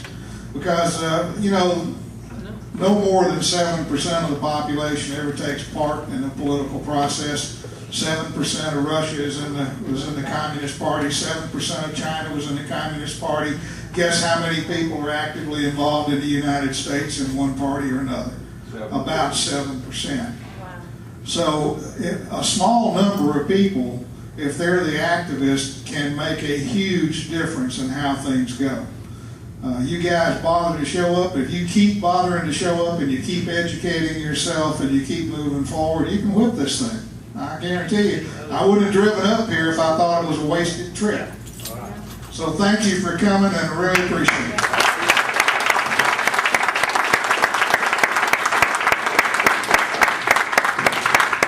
So, clap. To let you know, I mentioned some groups in here, and I'd be remiss if I didn't mention East Tennessee Research Institute for Knoxville Patriots.